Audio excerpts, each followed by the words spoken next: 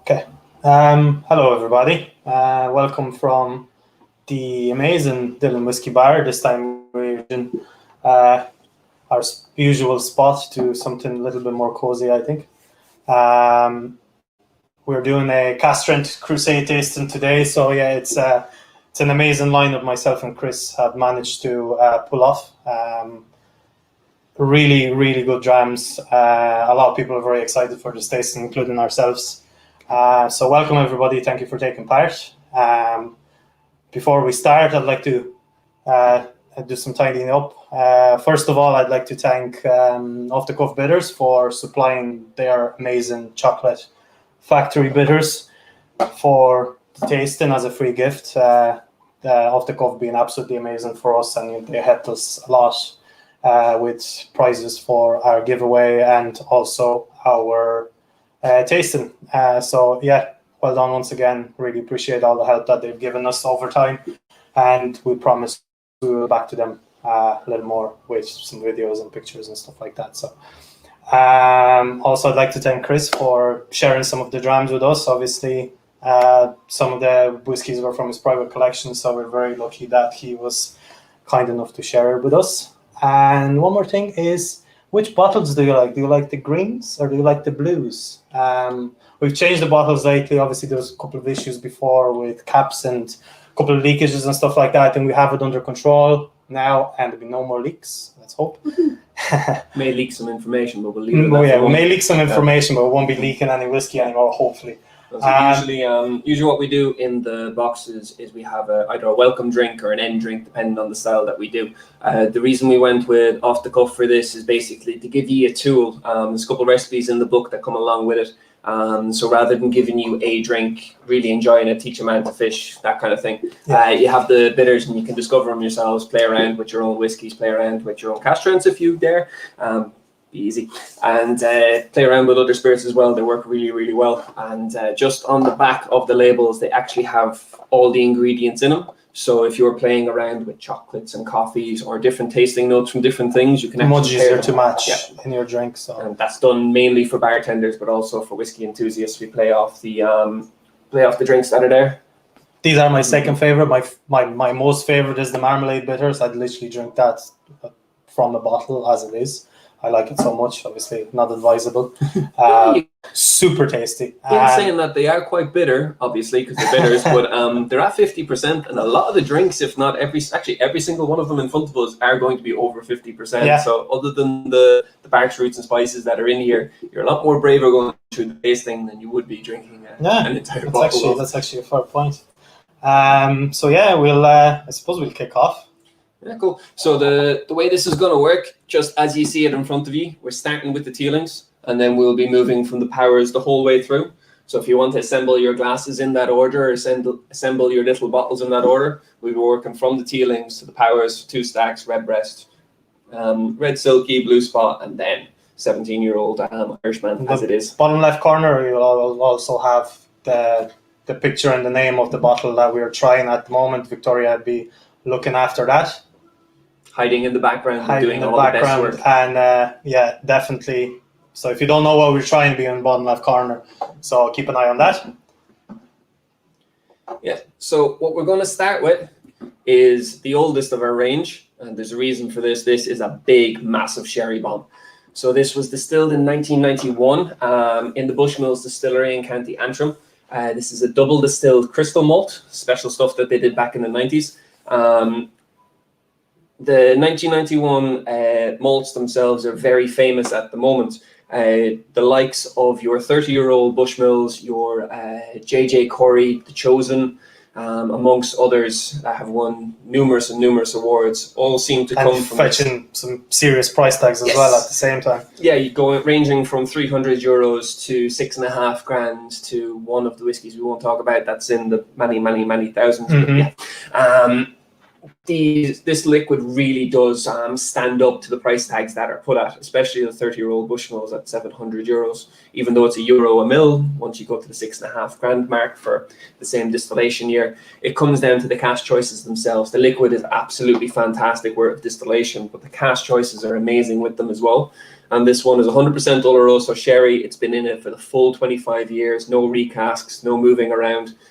And when you put it on its side, and you take something like a First Full Bourbon Powers and you put it side by side, it literally is white, or lightest to darkest. Yeah.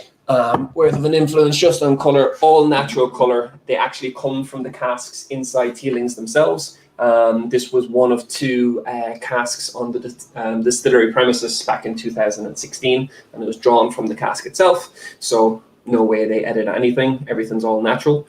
Yeah, so we'll hop on to nose and smell, taste. Absolutely. This one I was really excited about because Chris ramped it up so much before the tasting when we were putting the lineup that when the minute he told me Bushmills sherry, I nearly lost my mind because obviously you all know I'm a big fan of Blackbush and big fan of malt and sherry and anything Bushmills, so I was very excited. So this one is at 52.5% ABV. This is the second bottle that I've actually got since 2016. This one was the first one was picked up in April 2016. A friend actually got it for me. And I picked this one up close to November, I think it was, 2016. First bottle didn't last long at all between drinking the thing, handing out samples, and just enjoying it. Sitting down, complete and utter enjoyment. You'll find it yourself, obviously. It's a massive sherry bomb. There is a ton of sweetness to it, but it's not sickly sweet or syrupy sweet. Loads of dates, loads of raisins, loads of spice in the background. That proper sherry, proper sherry wood dried fruits that you're going to get from it. But the double distilled Bushmill seems to bring out sweet candied tropical fruit to it. Kind of like candied mangoes and what was the other one we got the other day? Mace blades are like the out of the nutmeg, and mace blades are the sweety, fruity version of a nutmeg spice. And this one just really goes on and on and on. Yeah, it really is spectacular. Doesn't drink like a Cask Strength, definitely not. I would never say that it's even remotely close to 50%. Like that drink's probably like 43% at the most to me anyway. Super sweet, like I'm getting raisins and then a big kind of shot of dates with like maybe maraschino cherries coming through, a little bit of maybe, I wouldn't say dark chocolate, but like chocolate shavings. Yep. Just a slight hint, slight touch. The spice on it is kind of like really good chili where it's pricking your lips and prickling your tongue as opposed to burning you. So like as you're saying, almost dark chocolate, but the shavings you get of like chili chocolate infused, where it's going to kind of like make your lips tingle, your tongue tingle, but it's not going to be enough to be intensely burning. The 52.5% I think is what helps carry the sherry across and cut the sweetness of it. It's sweet enough to coat your palate, it's sweet enough to carry the fruit across, but it's not so sweet that you can't get those dry dusted spices through.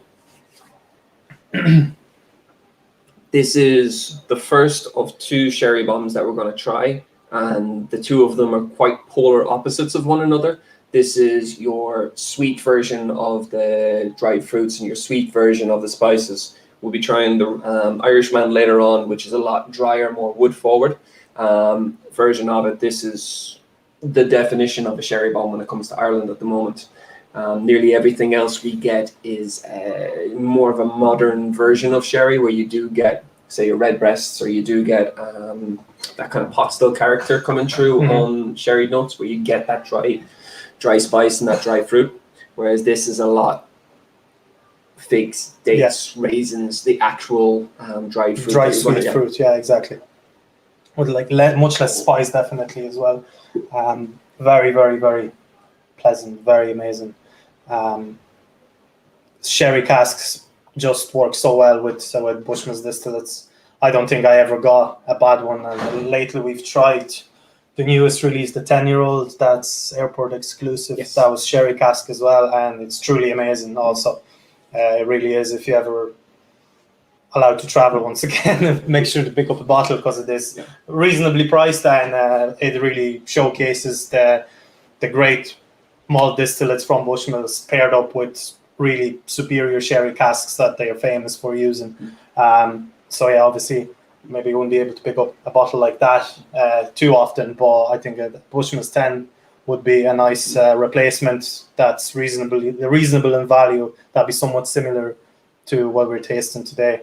And keep your eyes on Celtic Whiskey Shop. Every so often they do manage, especially during COVID, they do manage to get the airport exclusives, small amount of allocation of it. That's how we managed to get our bottles for sharing. We actually got it from Celtic. So well done to the guys. They're always kind of come through with a couple of airport exclusive, and they always make sure to stick on a few of them on the site. So if you're a sniper, you'll definitely catch one. But if you're not a sniper, Jack Higgins is listening. He'll definitely definitely pull his shout out to Jack. What's going on.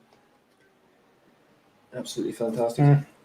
Really is. I'm gonna leave a little bit on the end. I really want to kind of compare it with the Irishman 17. So I would recommend for you to do the same. If you haven't polished it off. If you haven't polished it off already, because it is very tempting to just knock back straight away. Maybe not straight away, but really enjoy it. Because it's on the sweeter side, you almost forget that you're at the bottom of the glass already. It's just so easy. There's no massive heat to it. There's no kind of draw. It doesn't take your breath in any way, shape, or form for something that is over 50%. And a lot of these will fall under the same dynamic, even though we're above 50% for all of them. They might increase flavors, might bring some things to very good heights, but nothing is there to the point where it's going to catch your breath, hopefully. If so, slow down your drinking. Yeah, definitely. And definitely take your time, have some water, because this is there's some heavy hitters here, and you'll definitely feel the heat. You probably will see the heat coming on. When I start, I look pale enough, but then over time, as we get into third, fourth, or fifth whiskey, you'll probably see the cheeks getting nice and rosy. So I'd say take a screenshot before and after. You see a big difference in my face, anyway. Probably Chris's as well, but definitely in mine. Definitely in yours as well. So I'd love to see your before and after pictures and your rosy cheeks. So shall we move on to the second one? Yes. So the second one we have is an exclusive from the Friends of Middleton that was launched last year. This one is the 12-year-old Powers. 12-year-old single cask Powers, first full bourbon. This one, what's the ABV on this one again? 63.1? No, sorry, I'm completely wrong. 54.3%. 54.3, yes. Sorry, just... Hi, Laurie. The link is sent through to you there now. Perfect. Daily. Right. So on this one, as we were saying, this was exclusively done for the Friends of Middleton. For anyone who's not familiar, Friends of Middleton is a Facebook group dedicated to all the different drams that come from Middleton. It's an appreciation group. This specific one is the first single cast they've ever done. There is a Redbreast coming soon. Hopefully you don't want to put your name down for it, because I believe it was gone in seconds. Yeah, seconds, if not minutes. I missed out. I have a bottle secure. We'll do something with it. Very good. As always. Now, the reason why I got this bottle specifically back then was I think it was 1,500 or 1,500 people on the page at the time, over 200 bottles. Somebody's going to miss out. So the whole point of me getting one at the time is, one, I really wanted to try it, support the lads, and also I knew there was going to be a lot of people who would miss out. So I was watching the comments of those who missed out, and a lot of them are actually on this tasting, which is great, just to make sure they get a chance to taste.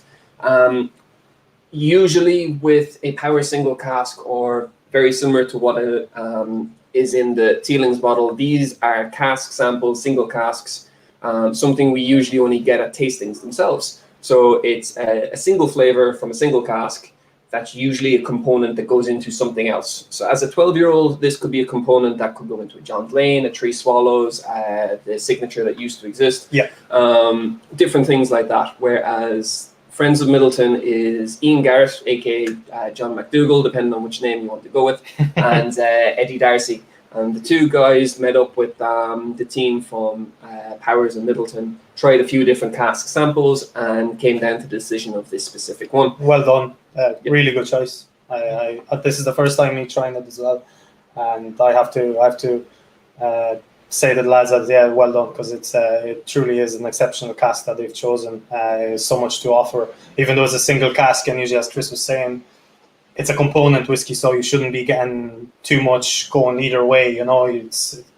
It's pretty usually one-dimensional or two-dimensional. There's not much complexity to it, because it's just a component whiskey for a blend. But this is really exceptional. It's so light, so delicate. A lot of coconut coming through to me anyway. It really feels like a virgin cask a little bit, rather than a first fill bourbon. So maybe the cask was quite fresh. Maybe only had bourbon there for 2 years tops. Maybe then was sent over. So hard to say, but it really is an exceptional cask. The lads did a really good job. And was that the first single cask release that had the new bottle and packaging? Yes. Yeah. Amazing packaging, by the way. I really, really, really like the box, the way it looks. It's stunning. I really, if you have the bottle and you have it there on your mantelpiece, it is a really pretty thing to look at. Not only for drinking, but also for visual display. It's a really interesting one, because it's when they were switching from the wooden boxes to these ones, they're trying to get as close to biodegradable and that kind of environmental impact as they could. And for something that's pretty much made out of cardboard and that kind of material, it's very interesting how they put them together. And going forward, they've changed the design a little bit on the inside, but it's a very different environmental impact to the wooden boxes they were going with. So fair play to the marketing team. They didn't change a little bit, they went dramatically left, and it works visually really, really good. Some people really love the way the middle of it actually opens up the diamond. Others have different opinions, but we'll stick to that another day. With this one, as Adrian was saying, this comes across to us more of a virgin American first fill than an actual first fill bourbon. In Middleton and mainly in Ireland itself, we use the words first fill bourbon. Realistically, it's first fill American. This could be an ex-Jack Daniels cask, an ex-Jim Beam cask, an ex-Woodford cask, etc., depending on the relationships that they have. So the bourbon that was in this could be 2 or 3 years old. It could be 7 years old, depending on which one of the distilleries. Jack Daniels, for instance, goes an average of 5 to 7 years old. Other bourbons have an average of 3 to 4 years old. But the American wood influence on this, you still have a load of coconut coming across, you have a load of vanilla coming across, a little more touch towards creme brulee than, say, vanilla ice cream or anything like that. Yeah. The coconut kind of goes a little bit banana chip, caramelized bananas. On the nose, on the palate, you're getting more of that creamy coconut coming across, as opposed to like cream and milk.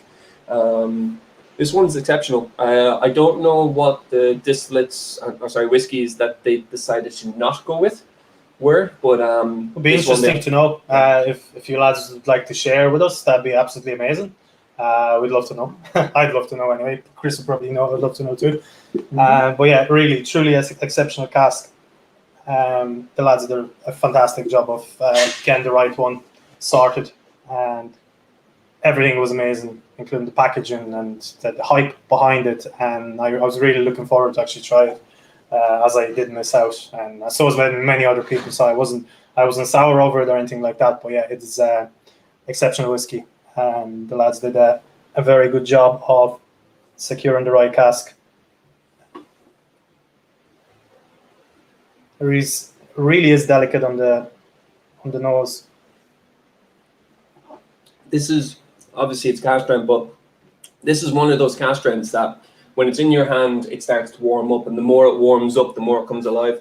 The fruit notes that are in this are kind of quite in the background, but as it warms up, and as you get used to that kind of dessert style sweetness that you would get with that creme brulee and that kind of coconut, especially kind of Indian desserts where you have coconut cream in the mix.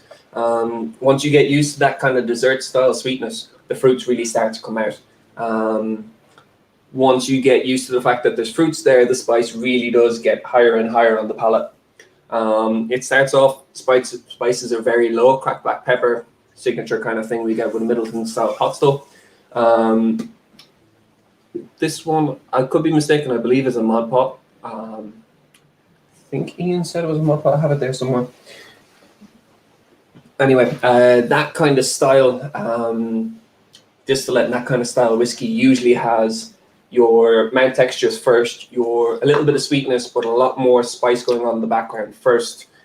Once you wrap your head around that and you see the layers that are there, usually then the fruit starts to come forward. Unlike the very first malt, the fruit isn't jumping out. First of all, you're getting the spices, you're getting used to the textures that are there. Each one complementing one another, but done in stages as opposed to layers. Yeah. You're getting a lot of spice, then you're getting a lot of sweetness, then you're getting a lot of fruit, and then they're starting to come back again. As opposed to this sherry bomb, which is 3 or 4 things at once. You can still identify what they are, but it's 3 or 4 things at once, and they're layering one on top of another and coming through. I'm really enjoying this. Mm-hmm. If it was humanly possible at the time, €200 a pop, which was fantastic value for Cask Strength Yeah, it Irish. really is, yeah. The average First of the series as well. Like, I mean, it's also their first Cask Strength that they released for single cask. Yeah. Was it everything else was 46%?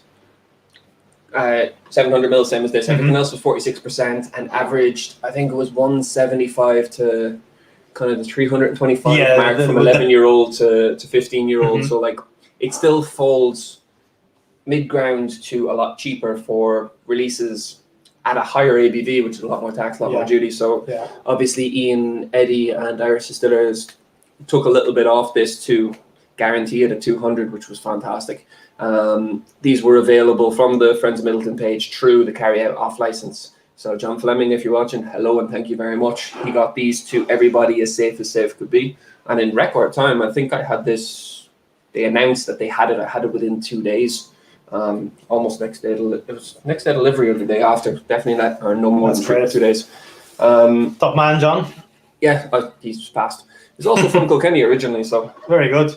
Some of the best things are. But anyway. Yeah, that's it. So don't be afraid to shoot through the comments your thoughts on these things. Are you a sherry fan? Are you going towards your pot still in bourbon? It's really kind of funny because with the two of them, as I was saying, you have dessert style sweetness from your coconut and your vanilla, and then the opposite side, sticky toffee pudding, almost as kind of your dates, your raisins, like kind of Black that side Forest of it. Gateau kind of deal. And then when we move on to two stacks in a moment, that's going to be a complete turnaround again. We're coming away from the dessert, coming more towards a main meal worth of flavor profiles. Then you want to add the first two before we go to number 3? No, I think we're good. Two really exceptional whiskey. It's amazing that we were able to actually score all these whiskeys because they are quite limited. We're talking how many bottles? Probably none. 1 cask. The day that I got the second bottle, they reckoned doing it by weight and hoping that none of the liquid was still in the wood kind of thing. They reckoned 387 is what they reckoned on the day. They'd done over 100 bottles at that stage. Then 200? 204 or something like that. It was less than 220 definitely. 222? Oh no, sorry. Yes, 222. 7,000? 7,000. X amount went in 15 minutes. And then, I was one of them. This was a great release. So it was 2 per customer per order. So if you wanted to go back in, buy another 2. If you were successful, you could log on. It was a great way of guaranteeing a lot of people getting their hands on liquids, which is fair enough. Yeah. Especially at 7,000 bottles. It sounds like a lot. It sold out within 3 hours, 4 hours, I think. There was a small bit of internet issues which delayed by a few minutes, but in fairness, they have that done very, very quickly when they do. Yeah. If it does crash on you now, you're back in within 3 minutes. So if you have it within 3-4 hours. 210 and then 1,100 for the regular strength release, or 46. Yeah. Then Blue Spot, not sure. Blue Spot, not sure. That's done in batches, so to speak. So you've X amount for Ireland and X amount for abroad. Then that sold out with within a couple hours on each one of the sites. Yeah, there was a few sites that had it in stock, and there was a few sites that were waiting for their allocation a couple hours or a couple days. But everyone who got their allocations, couple hours. And then this is a once a year, 3 casks a year kind of job. So like each one of these can be got once, can be got once, can be got once, can be got once, can be got once. Commercially available, but technically it's a batch as well, because next year the strength will probably change. It'll be different. Yes. I know that every year the strength is going to change. The number of bottlings and number of casks they're going to use will change a little bit. And then a once a year, same concept, same style distillate, but each individual single cask will change a little bit. So technically it's 7 versions of something that you may get 1 or 2 again, but it's 7 versions of unique flavors. So if you want in that, we're going to move on to 2 stacks. So 2 stacks are bonders. They work out of the Cologne distillery in County Down. And as a bonder, what they do is they can source liquid from any different distillery or any different brand around the country. They will source their own empty or full casks from different breweries, different outside countries, inside distilleries. And they will play around with the liquid to make it their own signature profile. So the specific blend that's in here has 5 components.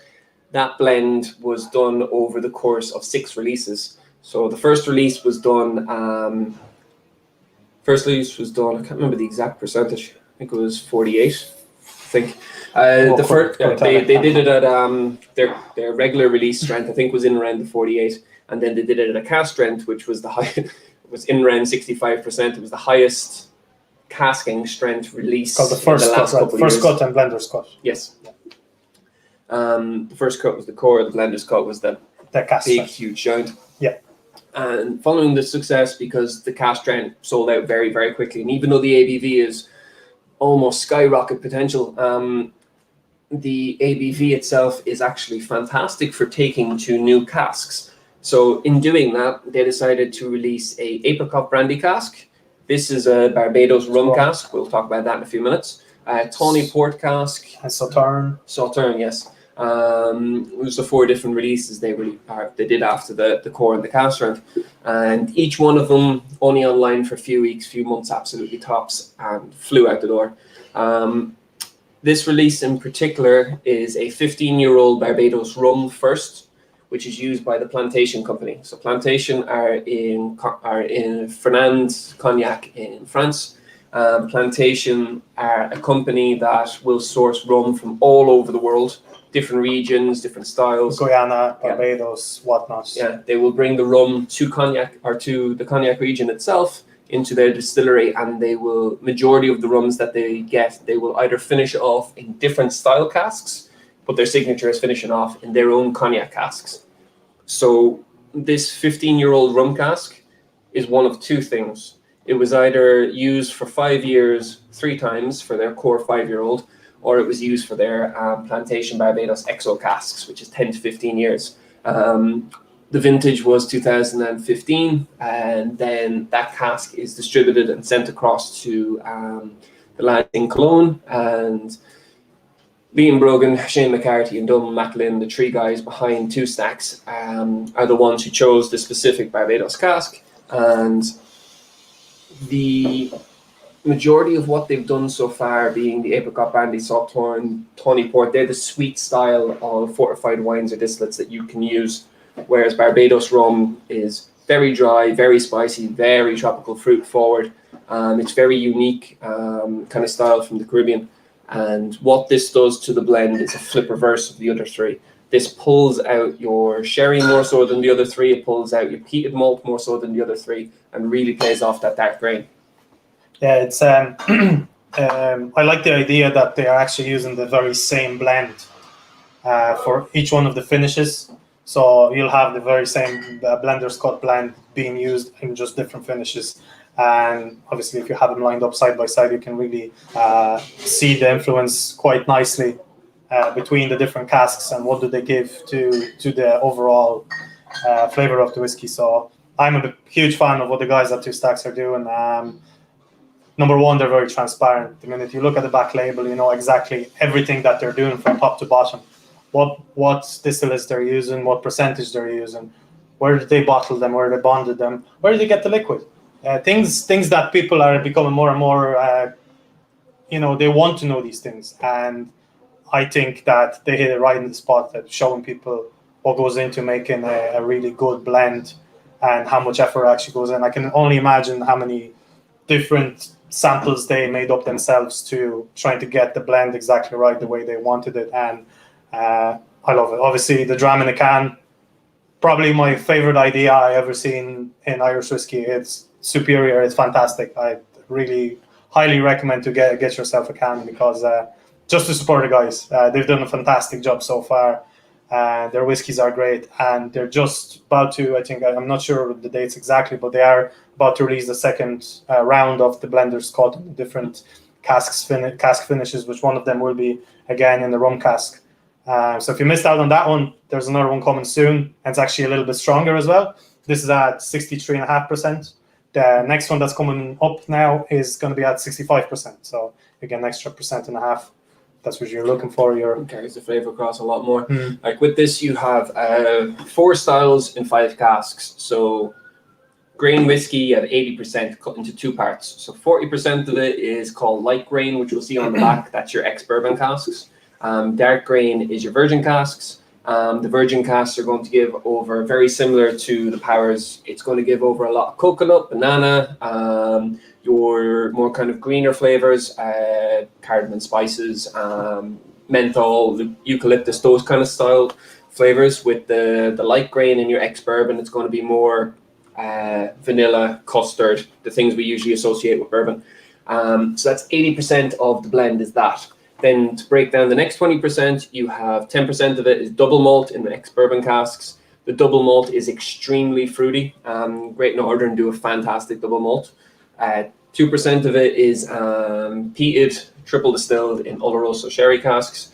In bourbon casks. And the peat distillate, which you will find on the tail end of the palate on this, the peat, even though it's only 2%, it carries so much layers across. It's fantastic in blends, especially in a very small percentage, because like adding salt and pepper to food, the peat itself will emphasize other flavors, emphasize other casks, and will really pull and draw out flavors. Peat in very small doses is a great way of making something not bland, not monotone. It'll really draw out something. And then the last 8% is pot distillate and Oloroso sherry casks. And the Oloroso sherry casks in this specific blend really play off the Barbados rum. It really helps heighten that tropical fruit. So on the nose with this, because of the ABV on it, it starts off a little bit closed. As it warms up, it opens up a lot more. Because it's 80% made out of grain, it comes across a lot lighter than it is. Do be careful. This is a big flavor bomb.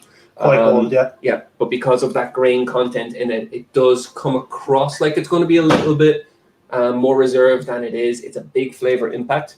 So again, with your Barbados rum, you're going to have tropical fruit. You're going to have a lot of island-style spices. Your greener, kind of more vegetal notes. It's really going to play off that dark grain, specifically because of that menthol, eucalyptus, that kind of cardamom green style spice. It's really going to play off your rum and raisin and tropical style fruits with your Oloroso sherry for your pot still. And then that peat is just going to be the longevity. It's going to pull and draw out every flavor. So hopefully you like every flavor that's in it, because whatever note you find, that peat's just going to keep pulling on it and pulling on it.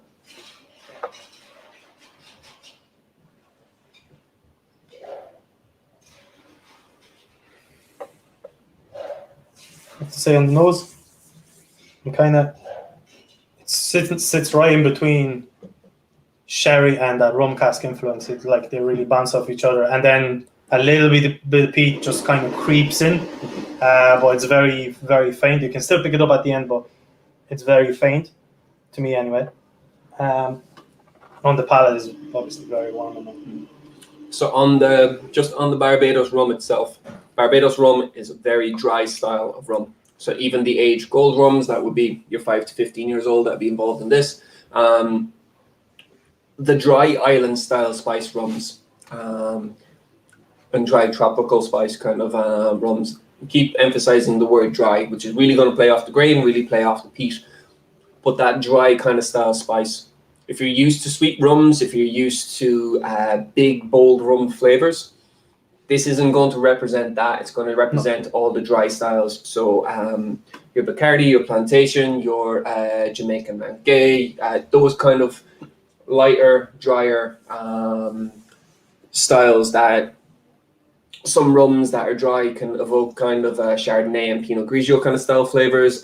They can play off your hop notes that you would find in IPAs, that kind of dry grapefruit, dry lemon, dry orange kind of style.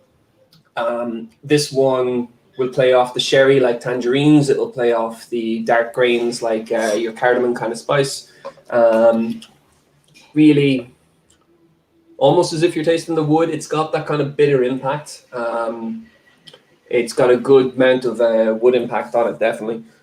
It really pulls out the dry spice that's in the Barbados rum.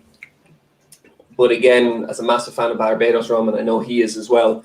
Rum in general. Yeah, rum in general. But as a massive fan of Plantation and that kind of Barbados Jamaican style, when you're used to those dry rums, you really can pick out the flavors in this.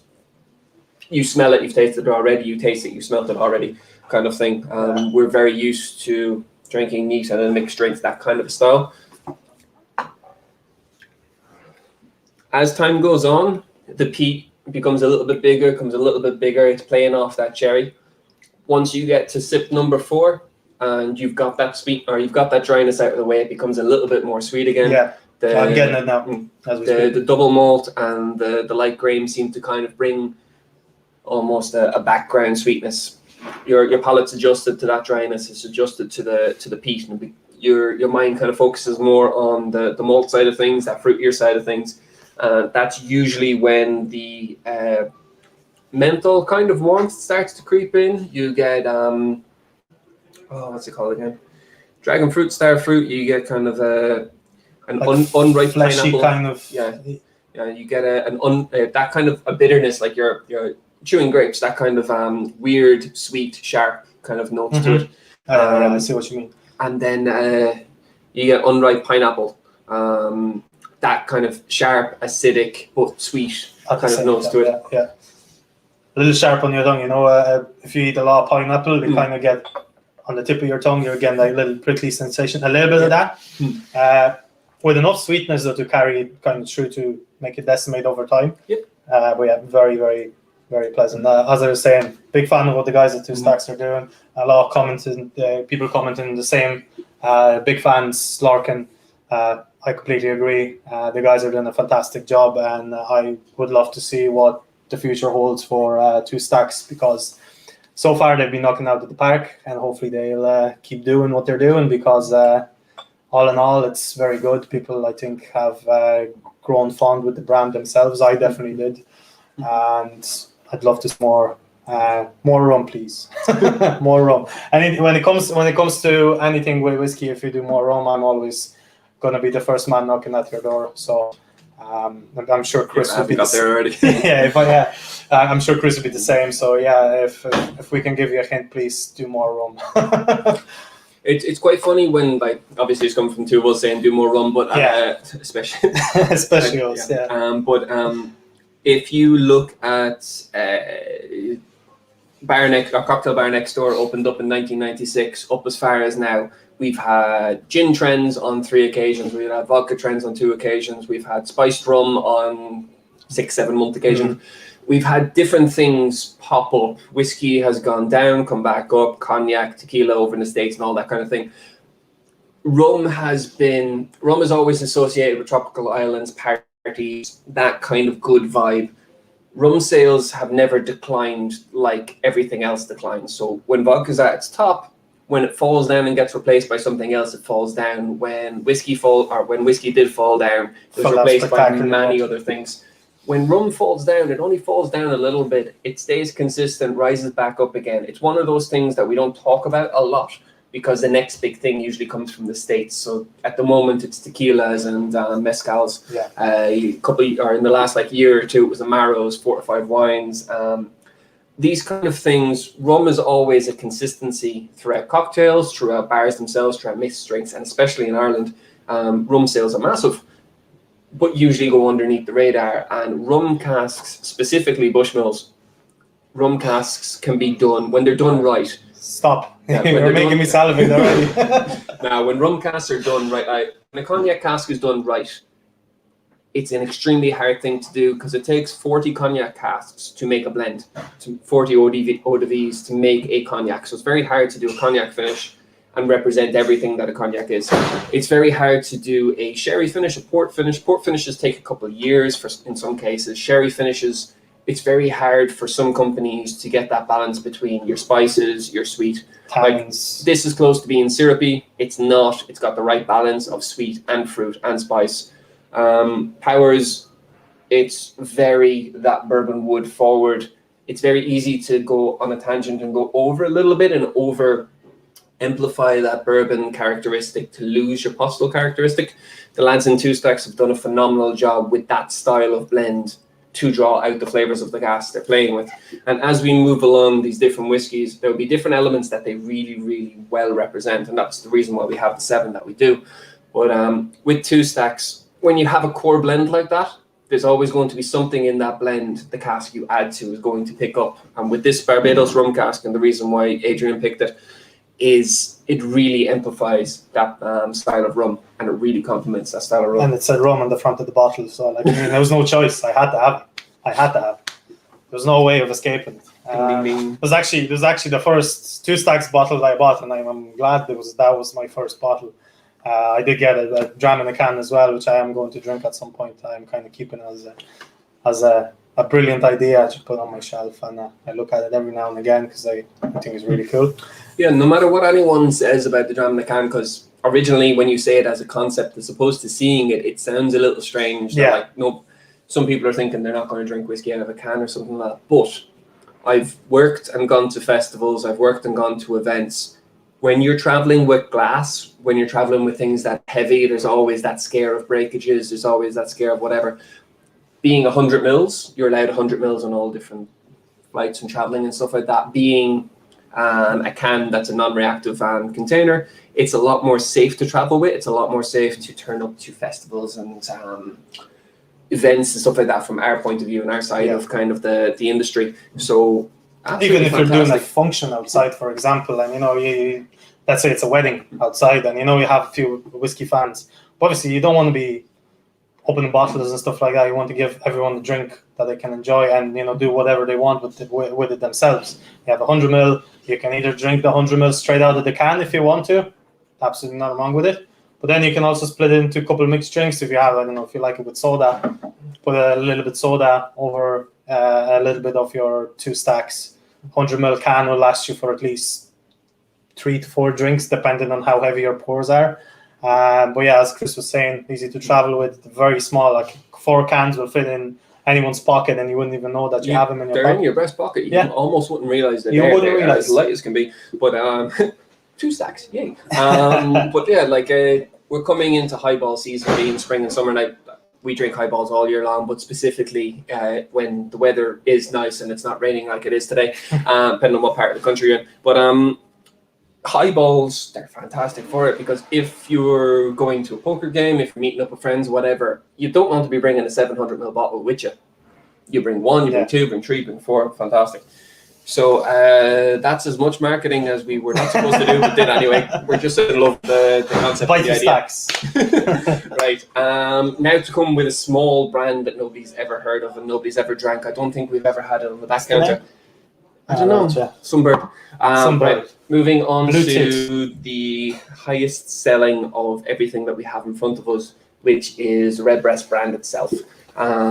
This specific one is really, really cool, especially if you've ever sat any of the tastings we've done before. We usually focus on older styles, older stories, older vintages, things like that.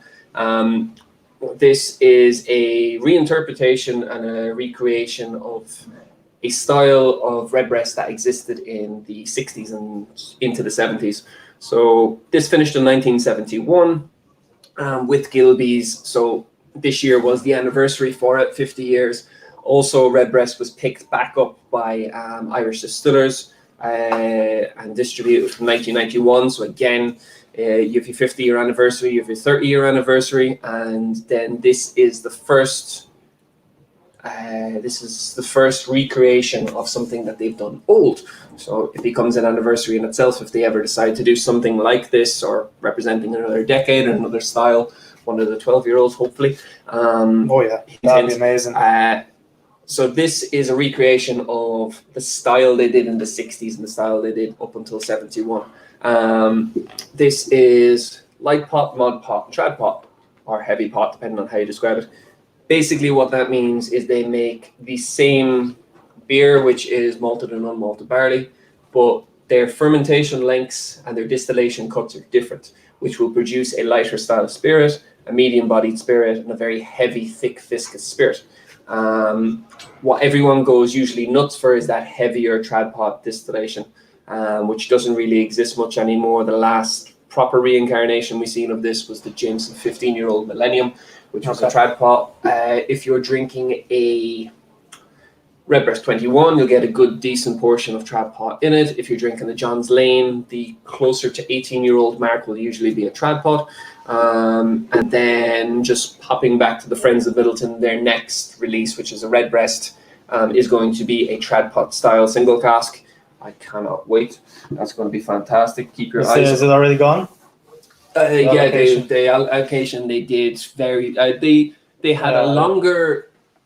I did miss it too. Yeah, they had a longer "we'll get back to you" list, and they had an allocation of amount of bottles. Like it's a page with over 1,500. She did the same thing as Redbreast is doing now with the Dream Cask. You know, just do a ballot and pick the name of the eventually going to have to go that way. Probably, yeah. Like I mean, it's people are going mad. You have Ian Garrett, who's one of the guys in behind the Friends of Middleton, is also behind the Friends of Brook Gladdick page, and they don't have enough cask allocation to put together in a vatting to fit the amount of people they have on the page. So there's always ballots, there's always that sort of thing. So at least he knows exactly how to do that and run it and organize it. So that's fantastic to see in the future. Along the lines of a John's Lane, which is a vatting of a couple of different casks. Maybe there's a vatting or a blend there to get higher numbers. But at the moment, because this is a vatting of both bourbon casks and sherry casks, first fill and second fill, I think there's third fill something in there. I can't remember. I have the press release there at some point. This is done at Cask Strength. This is done to represent that older style. And the reason why we have gone from sherry bomb to vanilla custard and coconut bomb to the blend itself onto the Redbreast is not only are they four different styles or different vattings and different cask types, you're going from big and sweet to sweet sensation with a lot more spice going on. The blend, the peat is going to draw it out, and the peat is actually going to bring you into this one. So with this, because you have your bourbon and your very sherry heavy influences, because you have three different styles, your trad pot or your heavy pot is going to be a lot older, dustier, remind you of antique kind of furniture, different types of polishes, different resins, different stains. It really does represent 60s. Yes. So well, you know. You still had like things being handmade closer to home, you know. You wouldn't have things shipped over from China as much as it is today. And I think this whiskey really encapsulates the way that whiskey was made back in the day. Like I was blown away. Like I mean, I was lucky enough to get 2 bottles, and obviously we've opened one to enjoy, and truly amazed what Red was done. I really didn't think that they can surprise me anymore, but yeah, like every time you open a new bottle of newer release, it's always special. It really is. And that's the thing, the Dream Cask every year, you know it's going to be good. Yeah. Whether it's extremely ruby port, extremely sherry, or extremely PX, there's always something that it's going to bring you in a different direction. Same style story, different direction, and it's going to be a huge impact of that specific or the combination of flavors that they choose. With this, like, they built up the hype unbelievably, and it's very hard for a company that big to build up the hype to the point where you're almost salivating at the things coming out, which a lot of us were. Drew's on the screen. It not only lives up to it, it almost beats the expectations that you're getting, because not too long before this, we had a redbreast tasting going from the 60s straight through, and this is actually one of the old version of this is one of the ones we tried on tasting. Yeah. And you can see where they're going with the style. Yeah. You can see where they're going with the interpretation. You can get a lot of those flavors and a lot of those textures coming through. And it's fantastic. Like it's average is 10 to 15 years old. And the reason for including the older ages is to bring in a different wood impact, a different texture. And it's just a beautiful thing to come through. I have to, I'm really big into design of the bottles. What we do with Bottle View, you've seen the work that we've created. We always look at how pretty the bottle is, and encapsulate that beauty. That it's not only about the juice, but it's also about the design. And I absolutely love the design that they kind of implemented, the old school label that they used to use back in 60s and 70s. A fantastic idea, and once again it really encapsulates how whiskey was made back then. Truly is. I'd love to see more labels like that kind of roll back a little bit in time and kind of showing that vintage side of things. But that's just me. I really like vintage stuff, so maybe I'm the only one. But I really think that the way they've done it was very pretty. The box is very pretty. It really is an exceptional looking whiskey from just pictures as well, Well, let's say it's a modern interpretation of the labels, a modern interpretation of the liquid, it's a modern interpretation of the kind of styles themselves. But in that, there are 7 very, very pretty bottles and packaging and boxes that they come in and different things like that. And it gets to the point where even the bottle itself, the packaging and the labels become almost as iconic as the liquid itself. Exactly. Absolutely, yeah. Each one of them are 7 completely different styles, shapes, colors. Like you have 1 dark glass, 6 see-throughs, but they're, distinctly on the backdrop, exactly what you're looking at with the size of the label, shape of the bottles. The bottle or the room could be very dark, but what it is you're expecting. Yeah. Even with the red silky, just changing around the color patterns and tones.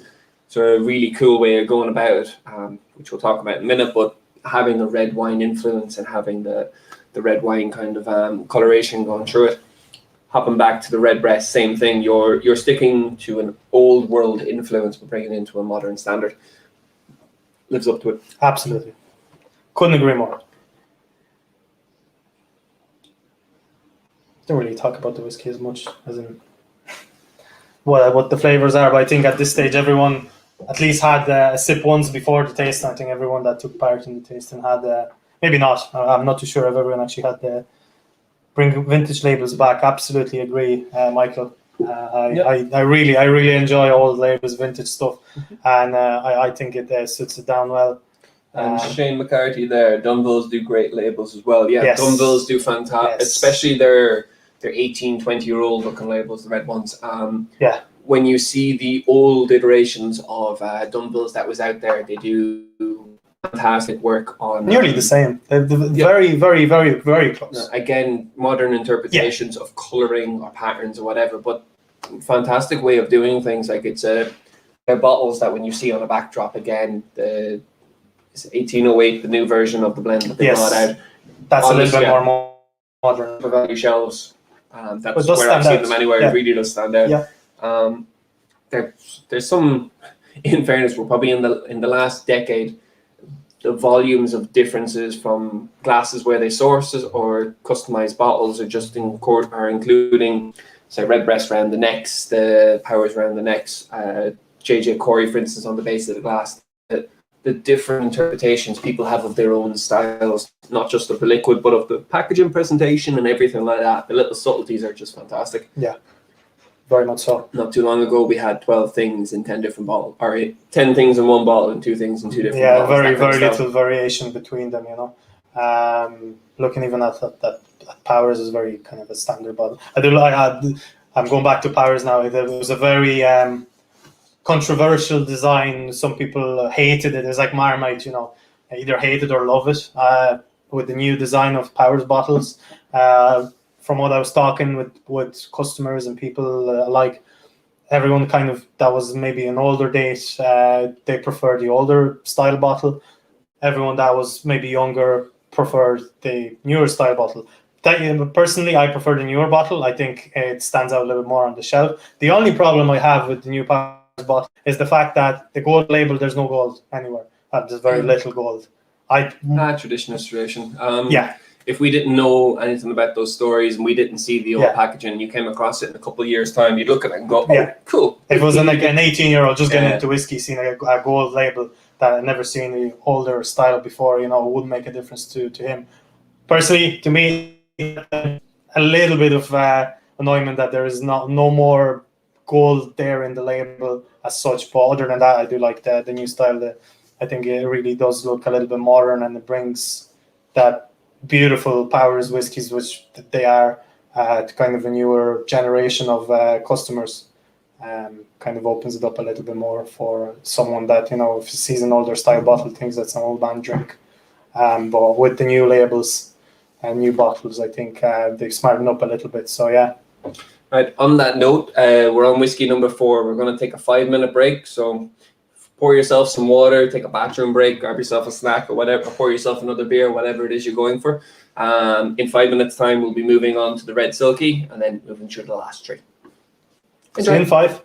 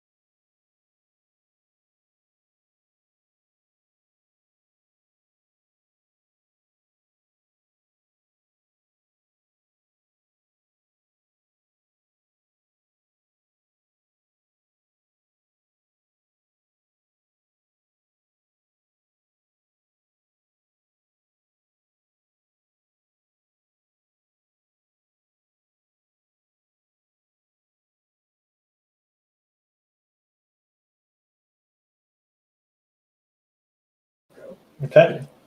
Welcome back. Probably had the pee and a load of water because you've And wash probably your hands. Yeah, definitely wash your hands.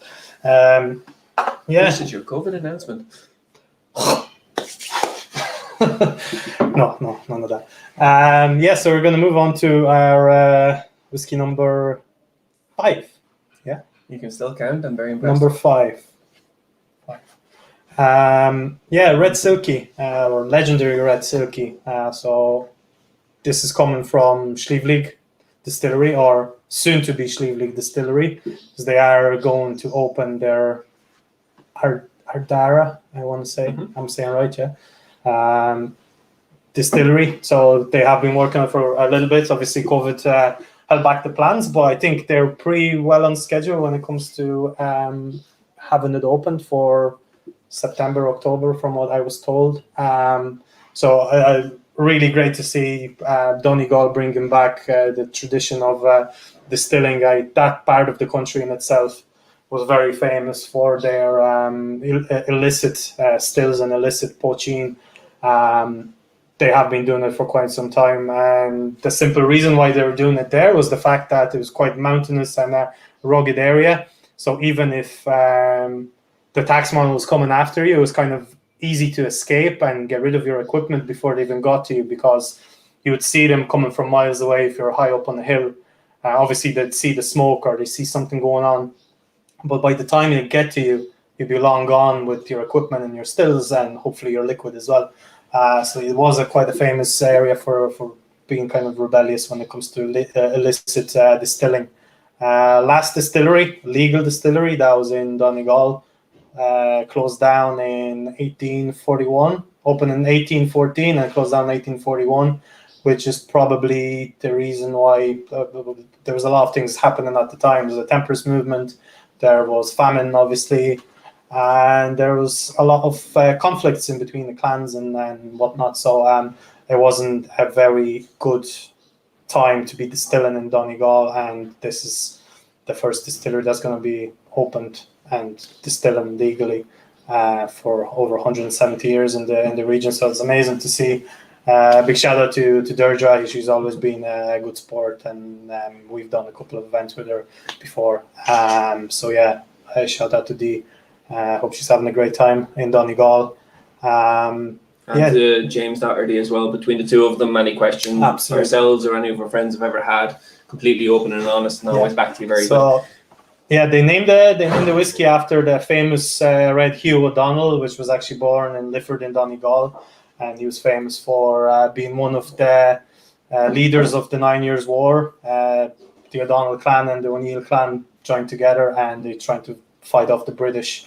And damn near succeeded. They're very close. They nearly bankrupted the British Crown with the war. British Crown actually had to send a lot of soldiers over to tame them down, and they're very close at losing the war. But obviously, the O'Donnells and the O'Neills didn't know. They were very unlucky as well in their campaign, as they asked, I think it was Philip III or Philip II, King of Spain. They asked him for help. And he did send some soldiers, 3,500 strong, I think. But instead of landing in Ulster up north, they landed in Kinsale down south. So yeah, it was a big F up by the Spanish. And poor O'Donnell's had to actually travel all the way from Donegal all the way down to Kinsale to help him out. And then what happened is that O'Donnell had to escape to Spain and then died in 1602, trying to re-establish himself and trying to get the Spanish crown to help him again to overthrow the British in Ireland. But he never got the chance because he was allegedly poisoned, but you couldn't know. I'm actually looking for his remains right now. He was buried in Valladolid, if I'm saying it right. It's a Spanish town or city just north of Madrid, and he was apparently buried there. But there are some excavations going on since last year trying to find his body. They were trying to find his body by looking at his toes. He actually was missing 2 toes when he was trying to escape Dublin Castle. At one time he got frostbitten and they had to cut off his big toes. Lovely. Yeah. That's the reason why they actually went with 2 types of cask. So they went with Ribera del Duero cask and Rioja cask, and those 2 wine regions in Spain are very close to each other. The styles of wine are more or less similar. They're using mostly the same types of grapes. Usually it's Tempranillo. Rioja is more fruity, whereas the Duero wines are a bit more robust, a little bit more on the tannin side.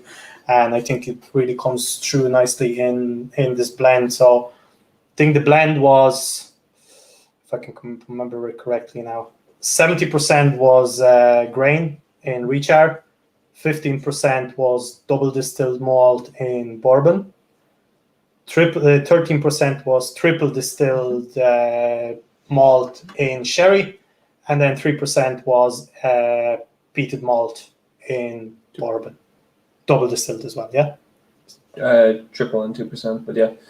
2%, sorry, yeah, 13 and 2, yeah. And then they split the two. They made the blend. They split it into two parts. 55% went into Ribera del Duero, and I think that was 5 months in the cask. And then the Rioja was 45% of the blend, and that spent 4 months in the cask.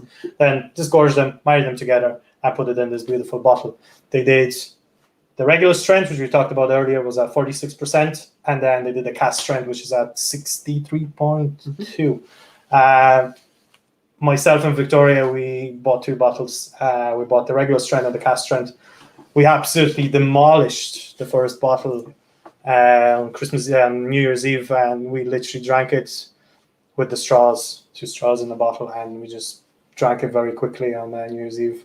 We had a great time, and it was absolutely fantastic. I fell in love with the brand with the Dark Silky release. I did try the regular Silky a long time ago, and I was like, it's all right. None to write home about. It was okay. Didn't think much of it. It was just a nice blend, nothing else. So I wasn't really taken aback. I didn't think that they were going anywhere at the time. And then I tried Dark Silky from Chris. Chris was nice enough to give me a sample. And holy Jesus, changed my mind completely. I absolutely fell in love with their concept and what they were trying to do. And since Dark Silky came out, obviously, when this was about to be launched, I jumped straight away. I think I was like one of the first people to buy the bottle. And it was meant to be released at 4 o'clock. There was a couple of issues with the site, which is completely normal with releases like that. So it didn't show up at the time. I messaged back and forth with guys from Schneevely, got responses straight away. And there was no issues, and absolutely fell in love with the whiskey. I think it's a smashing blend. They've done a really, really good job. The 46% was stunning, and really think that Cask Strength is amazing. But like as a drinking whiskey, the regular strength Red Silky, it truly is exceptional. And for the price you were paying, I think it was €45 for the bottle. Incredible. Some value, absolutely some value for money that you're getting. For a once-off, granted the numbers were a lot bigger, but for a once-off release, fantastic. Like with this one, it's going to be interesting because the 2 stacks you have 2% peated. With this one, you have 2% peated. They both come from Great Northern Distillery. Yeah. They're both passing through the same style casks, but the way in which the Barbados cask is going to bring it in one direction. The red wine, as you said, one's robust, one's very fruity. It's going to bring in a completely different one. Anyone who hasn't tried the Ribera, if you think late bottle vintage ports or tawny ports, that kind of heavier, dustier kind of older style fruit versus say a Rioja, a Bordeaux, a Merlot, a Malbec, where it's more your sharp red currants, your blackberries, your black currants, that kind of sharper style of fresh fruit, or fresh berry, should I say. That kind of style of wine, one is very tannic and the other is very fresh berry. Once you bring the two of them together, it's quite interesting. I don't know about yourself on this one. On the nose, it comes across a lot sweeter, and as you hit the palate, 3 things happen in the first 4 or 5 seconds. You get sweet, you get a burst of ripe fruit, and then bang, this spice characteristic, just kind of fortified wine spice characteristic. I know the 2 wines are fresh wines as opposed to fortified, but you get that fortified kind of old port, late bottles vintage pulling through, and it really has a massive contrast. It's like the Rioja is telling the story first, and as soon as it says hello, boom, that Ribera comes through. And that little bit of smoke, it kind of acts like that sweet tannic kind of influence that you get from port casks. it kind of mimics the port cask slightly with the kind of robust red wine, and then you get that little bit of peat. I think they're playing off each other very, very nicely, and it kind of creates this pattern that you would usually expect from a port cask a little bit more, in my opinion. I don't know if everyone thinks the same. Oh, definitely, yeah. The sweet to your mind is just about to wander a little bit, and boom, that kind of deeper, very old port, very kind of tawny port, drier kind of tannic side, very tannic, dusty cask aged red wines, proper ones that have touched wood for a while. The transition is very quick, but it's not a shock. It's just you're going from sweet burst of fruit, and you're thinking this is going to last 5, 6, 7, 8, 9, 10 seconds, longer. That wave of peat just cuts it in half, and then you get best of both worlds. Whether if you're a red wine drinker or a fortified wine drinker, like a sherry or a ruby port, where you want that sweet intensity and that ripeness, or if you're someone who likes older style ports or older style red wines, and very tannic wines, where you get the dustier side, the bitter side, the more kind of, as you said, robust kind of versions of it. You get the best of both worlds in it. The more you sip this, the longer that sweet, bursting, ripe fruit will last before the peat cuts in the middle and drifts into that kind of older, more tannic, kind of wooded influence. But the blend on the dark silky, the regular silky, and the red silky, because you have 70% grain in different variations for the three of them, because you've that 70% grain, it really lightens off the blend itself and lets the whiskey tell a story, but the casks really have a heavy impact on it. Most definitely. The peat for this one, because you have the two style of red wines, which realistically, when you put it in two styles of wine casks that are very dissimilar to one another, they should be fighting. This should be one or the other, or you should have a mute point somewhere. But that 2% peat, just like in the two stacks, that 2% just like glue, sticks them together, but almost separates them. Shows you the best of both worlds. Gives both casks a chance. This is what it tastes like, and this is what it tastes like. Amalgamates them together at the end, as opposed to one fighting the other. And we would be sitting at... James and Moira are trying to tell us to drop some ice into it. I don't think so. If you're going for like the likes of an XO cognac, especially like Hennessy, you can see... I know red wine is done at room temperature, but you can see ice, if you can numb off that peat a little, if you can numb off that blend a little bit. And if you've ever tried peated whiskey, if you add water or if you add ice, the phenols that create the peat taste, smoke and char and stuff like that, kind of barbecued elements, it's like smoke on water, like the song, smoke sits on the top of water. And once you add more water or ice, or you change the temperature, the molecules release and you get a big, massive intensity. So there's a lot of peated whiskies out there that are very intense, but when you smell them and taste them, they smell like smoke, they smell like different iodine and different flavors depending on where they're coming from.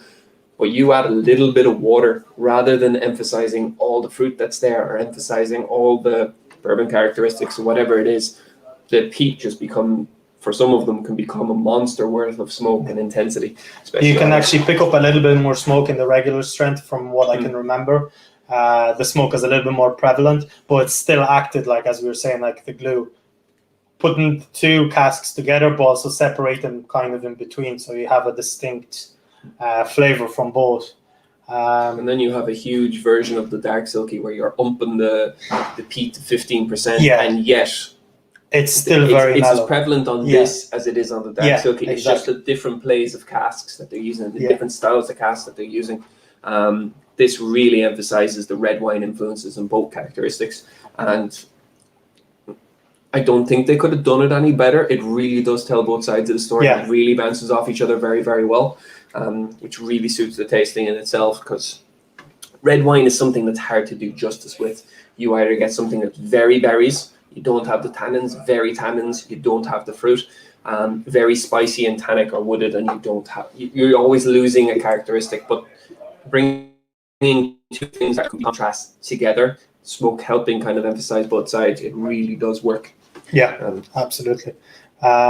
yeah, no, I think the guys did a fantastic job with both releases. I still want to try the Cask Strength Dark Silky. I still haven't tried that. I still have a half a bottle of Dark Silky at home, and kind of nursing it at the moment because I really do like it. I think it's exceptional.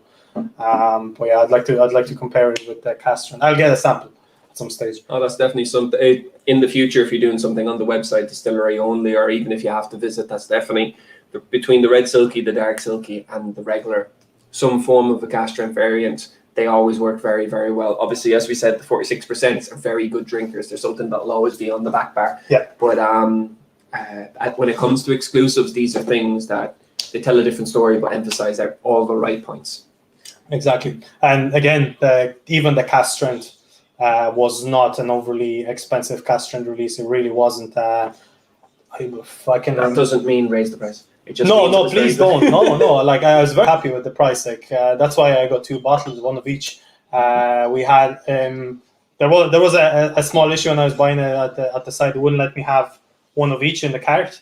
Yeah. I could buy one separately, and the free delivery is over €50. One was under 45. I highlighted the issue to the guys, and they're absolutely fantastic. They've packed it into one box, and as a kind of a sorry, they sent me a free glass, and they've sent me a pair of socks, woolly socks, which you've probably seen on our first tasting, which I got ripped out about. But they're very warm, and I'm still wearing them. So thank you guys for supplying me with socks. I couldn't live without them anymore, and I couldn't live without your whiskey. Hopefully, when you have your distillery built, we can visit and have a little look around here and there, you know. But yeah, no, it's looking very exciting for Silky, and I really highly recommend for you to try it further and keep an eye on newer releases. There's probably something down the pipeline at some stage. So they've so far I've been very impressed, and they're doing a great job. And if you have any friends that are big into their gins, they have a Navy Strength gin that they did in Rioja casks, and gin and red wine casks are just beautiful. Something you can actually sip neat with tonic or in drinks, or mixed drinks itself. It's something that at a Navy Strength, over 50%, it's emphasizing the cask more so than anything else. Yeah. But juniper and red wine work really well together.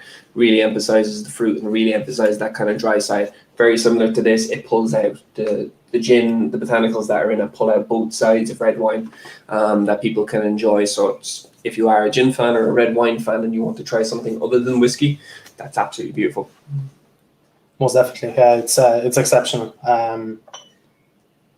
Again, I can't speak highly about it because I'm a really big fan, and I'm really hoping that they're going to keep on the road that they are. I think their introduction of peat was really well thought out.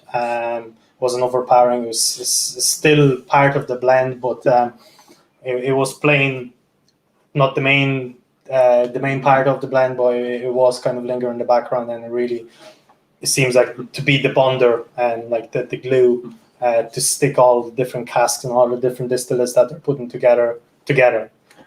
So yeah, exceptional whiskey. I'm definitely going to be searching for more releases and definitely be buying more releases because they are so far being very good. Yeah. Right, and back on to another reincarnation, reimagination, or however you want to put it. So the blue spot, following the spots range, we've had Green Spot Leoville Barton in Bordeaux Cask, the Montelena in your Zinfandel, and which they partnered, both the Zinfandel and the Bordeaux had there's some Irish descent. Irish descent and Irish families. Then you move on to your Yellow Spot, a reinterpretation and reimagination of that style of pot still that used to be cast and used by Mitchell's. Red Spot, again, reinterpretation and reimagination. So what they do is they go back into the Mitchell's archives that exist. They pinpoint different casks that are used, different styles that are used, different lengths of time that they would have been used, and they will either find an old red spot or an old yellow spot, dissect the flavor profiles and try and get as close to it in a modern interpretation, or they will come across records in the archives like they did with this, where they have records in the Mitchell archives of Madeira casks, and they want to represent the 7-year-old that Blue Spot would have been. bring it in at an ABV that would suit the casks that are being used. And with this is actually a cask strength, obviously being in a cask strength tasting. It's the first. Yeah. It's the first one on the range as well. That's a cask strength. Everything else is, I think, at 46, right? Yep. And this is going to, whether it's done in stages or batches, this is going to be a once a year release where it's at an ABV. Next year, the age range might change. It'll still be a 7-year-old. This goes up to 20 years old in the Madeira casks. They might be playing off an 18, 19-year-old. They might be playing off a 21, 22-year-old, depending on the cask that they choose. But they're going to have a specific profile that they're aiming for, a specific style, which will be cask strength, and very similar to the Redbreast cask strength. It will change profile, very similar to the DNA that they want, but every year there'll be nuances and differences in it. Some years will emphasize more the bourbon and sherry, some years will emphasize more the Madeira, but it's one that will definitely be interesting to try over the years. And I personally have a bottle sitting aside at home for probably 4 or 5 years time for the first release, second release, third release to see. I was just about to say it'd be lovely to do a taste and actually compare and contrast each of the releases. So we'll be collecting bottles. I've actually done the same thing with the Irishman. I'm waiting for the the fifth or sixth so that they can be done side so by you can side. do like a 6 dram tasting or something like that. It's very similar to doing the Dergailloch trees side by side. Yeah. They're the exact same distillates, exact same styles. It's how the influence and length of time, the woods that are involved will actually change the different bottlings. Mm-hmm. So you can try the same thing 6 times, 7 times, 8 times, and yet it still be 6, 7, 8 different whiskies. All single casks work like that. Yeah. Your cask is like a fingerprint. Every single one are different. Even if you start off, you're trying to control everything the whole way through. Each one of them will still be individual in some way. Bourbon cask, one will be a vanilla bomb, next will be a spice bomb, next one will be layered, everything that you need, next one will be higher in something else. With this, the balance of the flavors for a high ABV, which personally I find fantastic on something like this, because if you want to add ice, if you want to add water, the bourbon or the sherry or the Madeira will be pronounced for you. At this stage, at cask strength, there's a lot going on because there's 3 completely different styles. They do work very well, for me anyway, personally, they do work very well together. I do know there's a few people out there that crossed Blue Spot after this straight away, and other ones that completely bought a second or a third or a fourth bottle. It was, I wouldn't say Marmite, but it was kind of, if you're... It was a hit and miss with some people. Yeah, if you really like Green Spot, you may not like the Red Spot as much. If you really like the Yellow Spot, you might like the Leoville Barton. There's so much differences in the range that this was another light on the spectrum. Yeah. This was another way of trying pot still in that kind of not pot, light pot, but sherry forward. I think that's a fair point, yeah. So if you like Yellow Spot specifically, usually from who I've talked to, the Blue Spot tick their buttons. If you like your Red Spot, which is higher in Marsala, it's a lot more sweeter, but it's at a lower ABV. If you don't give Blue Spot a chance with a little bit of water, it may not change your mind. If you give it a chance with no water at all, it may change your mind. This one is very person specific. This might divide the room, but it's definitely something that the hype was built up, like the Red Spot, the hype was built up a lot. And when people tasted it, they had an idea in their mind of what they're going to expect, especially with Madeira. Sometimes it just doesn't add up. Yeah. I had the same experience with Black Pits. I initially didn't like it, and then I loved it. So it really is. Well, I personally sat down with this one. Bushmills 21, the Madeira influence is one of the nicest Madeira influences I've tried on a whiskey, because even though it's only averaged in 2 years, the impact that it gives is fantastic.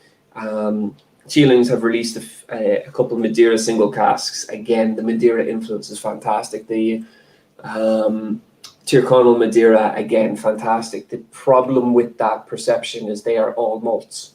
So because they are all malts, the Madeira is doing something over here with the malt profile, be it the orchard fruits, be it the type of spice that comes with a malt. And when you're introducing pot still, different fruits, different spice, different elements, it's a different style, obviously, but it's a different impact of flavors that are going to either contribute to the Madeira or the Madeira is going to contribute to. Madeira can be very dry, it can be very floral, it can be fruity, but not your typical sherry style fruit, but again, not your Marsala style fruit or your Malaga style fruit that you'll find in the other characteristics over there. Madeira is a drier, almost funky, like we would say with Jamaican rum, where you have that kind of ester, very high tannic influences, and it can go either way for most people. But if you were to drink a good 10-year-old plus Madeira, you will find a lot more of the characteristics in this contributed to the Madeira than you would in majority of the malts that are in the market. The malts on the market at the moment, including the Bushmills 21, is a fresher, younger, more vibrant Madeira. And because you're playing off those tones, it really suits a malt. Whereas I don't know if it's the age of the pot stills in this or the combination of the vattings, but it really pulls out that older style Madeira, that drier, funkier, more floral side, and it really plays off. What was it again? Cardamom spices. If you've ever had orange flower water, that kind, rose water, that kind of almost Turkish delight, those kind of sweeter notes that we're not used to in Irish culture, or sweeter notes that we wouldn't really eat or drink, or unless you spend a lot of time around a florist or other cultures, desserts and foods. Orange flower water, water, it's even very hard to find it in shelves. Sometimes, I was doing a couple of cocktails trying to find rose water or orange blossom water, and it was always extremely difficult. You'd find it on like a back shelf in a ethnic store somewhere if you were lucky. Irish palate wasn't really exposed to exotic flavors like rose and orange blossom or anything like that. And you're getting quite a bit of that here, like kiwi mixed with like citrus lemon kind of peel, maybe a bit of lime coming through. So very exotic flavors that maybe wouldn't sit with many people. I personally think it's very good. I think it needs a tad bit of water, in my opinion, just kind of open up a little bit. But then again, personal preference. We've said this a few times, but if you want to cheat, if you get a small bit of water in your mouth, leave it beneath your tongue, and then you take a sip. That way you can try it with water because the water's already there. You can get the impact of the water, but you haven't added water to your drams. So you can go from neat to a little bit of water in your mouth with the dram to neat again, and you can see the contrasting differences. Water will bring out that Madeira and that sherry element. Yeah. With the bourbon, it's more kind of that fudge element. If you hop back to the red silky, especially smelling it from the neck of the bottle, but if you hop back to the red silky and then come back to this, that's usually when you can pick out the bourbon styles. If you were to smell the tealings and come back to this, that's more the Madeira style you'll get, that sweet kind of dried spice. And strangely enough, if you were to smell the two stacks and come back to this, it gets really dry and not exactly smoky, but wood char and kind of barbecue, so that kind of style of your wood influence. It's a really strange one, and again, if you were to hop forward, smell your Irishman and come back, you get a lot more of that kind of pot still sherry, pot still dried spice kind of influence.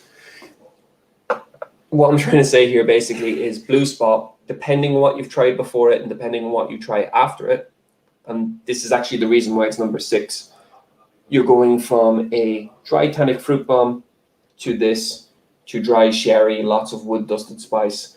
It sits comfortably in the middle of the two of these. And if you were to compare and contrast back and forth between the two of these, you'll see the both sides of it.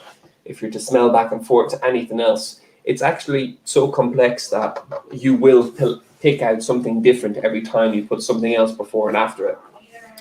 It's one of those drams that we will turn around and say, I'll enjoy it on a Monday, I'll think it's okay on a Tuesday, I'll love it on a Wednesday, and I'll kill it on a Thursday kind of thing. Each day and each mood or each thing you have before or after it can either make it absolutely fantastic or nearly a little bit more than met. It depends on the person, depends on your mood. This is one of those drams that if you sit down to it at the wrong moment, it will compromise the actual whiskey itself. If you sit down to it at the right moment, you'll end up doing something similar to that. Exactly.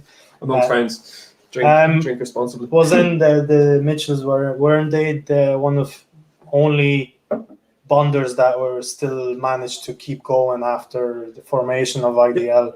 So like your Gilbys, all these people stopped because they couldn't get whiskies from IDL anymore because they stopped that. But Mitchells was actually the only place and the only shop that was still producing their bonded whiskey. It was down to, I think his name was Bobby Mitchell, which was managing director up until 97 when he died, and he had his hands in a couple of yacht clubs in Dublin where all the intelligence kind of went and obviously socialized, and he was able to force his hand and saying, look lads, you know a couple of lads in IDL, would you give him a little nudge saying that we'd still love to make our whiskey, with their liquid and just pour it into our own barrels, and he managed to succeed, and they're doing it till this day. They never really stopped, unlike other brands such as Redbreast, for example, or any other bonders. There's so many new brands being really established, like, for example, Velvet Cap or whatnot, that, died down during the kind of the dark ages of Irish whiskey. But they kept going, they're still there, they still have their shop, they're still selling wine, and they're still contributing to the spot range in some way, shape or form. Obviously, Irish distillers have more of a say at the moment, but I'm pretty sure they do discuss things with the Mitchells. All single cask go through Mitchells as well. So yeah, it's great to see. I don't think I have tried a bad spot whiskey. We are very lucky to do a tasting a couple of years ago, I think at this stage now in the Revolution, with Flash and with Val from Waterford Whisky Society and Jerg Ireland, and we were able to try some of the single cask, the bourbon and the Marsala, 26-year-old. Stunning whiskies. The two cask components, the whiskey exchange, 12-year-old, the 26-year-old, and the 13-year-old from Mitchell and Sons, the 3 years Bordeaux. The 5 whiskies were fantastic. Then the Irish Whisky Society there last week or the week before cracked up an extraordinary amount of bottles, 15 to 18 bottles between the three bottles of each. Extraordinary work by the lads. Brian, fair play. But between the different societies, different guilds and groups, us ourselves out of boredom of lockdown and stuff like that, but we've been doing it for a couple of years more than that. But yeah, through these style tastings, and especially the societies, guilds and groups, it's a great way of tasting things that if you might be able to afford a bottle, you wouldn't be able to afford everything in one go. Trying them side by side as comparisons, and especially when we were down in Waterford, that was a great way of introducing ourselves to the spot range. We were down in Waterford for a full day. What a day it was. Early morning start, went to a couple of bars, couple of pints, couple of whiskies, right into the Waterford distillery. Had our little tour. All the guys are absolutely fantastic. Ned and into the bonded warehouse kind of style place is fantastic. But one of the things we got a chance to do in Revolutions, they had the 200-year anniversary in 2005. They had a 10-year-old. They had a 10-year-old green spot, the one that's done in the bourbon cask. We tried that first. Went upstairs, tried the 5 different casks. Came downstairs, tried the 12-year-old from Mitchell's later on in the night, and it was one of those ones that you almost experience between that day and the day after. Experienced the full spot range of single casks and core ranges that we have today. Blue spot wasn't existing that day, and then the red spot, it was up as far as the 12-year-old. But they mentioned blue spot by accident at the tasting. Never happens. Yeah, Jar wasn't too happy with Robert Mitchell. I was actually there, from Mitchell's. By accident, he kind of hinted that they may or may not, and may or may not happen, and maybe it's down the pipeline, maybe it isn't, kind of a deal. But they have by accident mentioned that there was a blue spot down the pipeline, and here we are today talking about that tasting. I don't know, we probably mentioned that tasting like 3 or 4 times in various tastings. It was a great day, and that was the first time we kind of heard that they may not become well, that's the thing, like our group has been traveling around Ireland to different tastings and different groups and stuff like that, and online or offline in physical buildings, etc. for It'd be nice to do it physically, but we're closer rather than further away. So down the line, there'll be more coming down live. Obviously, we have no choice of doing it this way, but down the line, will definitely be more coming out, not only from us, but from yourself, from the Dylan, from the Guild, and other places. So different societies, different groups. Yeah. If you're not a member of any of the societies, groups, guilds, etc., and you do know something that is close by you, we can stick them up on the page, the links later on. But if you do get a chance, be it online or in person, they're a fantastic way of trying different varieties of stuff. Trying bottlings again that are exclusive a couple of years ago, or things that were online you may have missed out on. Yeah. They're and a sense of community. You get to chat to other people, learn new things, try cask samples that don't technically exist. They're a great way of communicating with other people, getting socializing when the time is right and under the right environments. But disclaimer. But yeah, it's a great way of increasing your own knowledge and getting to meet the people behind the scenes. I mean, just from tastings that we've done so far, between obviously you've been at it for a little bit longer than ourselves, but you've pulled off some stunning, super educational tastings that some people will never get a chance to do, and it really is amazing. Like, for example, your redbreast tasting that we've done a while back, it was. What was the oldest? Was it 60s that we the 10-year-old from the 60s is what we did. We had 10-year-old from the 60s, 12-year-old Gilby 70s, 12-year-old Gilby's 80s, which was done before 84 when they finished. Then we moved on to Maison de Whiskey 2005. That was great. That was fantastic. Really nice. Yeah. The Cask Strength 2016, I think it was. Then the 28-year-old Dream Cask. Yeah, that's all 6. And that's what we were doing. But that was the whole purpose behind that was, one, it was a vintage tasting, so it's showing something from the decades, whether it was distilled in that decade or produced in that decade. It was showing how it's evolved and changed, how the flavors have kind of progressed through the years. How close they've stayed, or how far apart they are from now, because obviously techniques change, stills change, people change.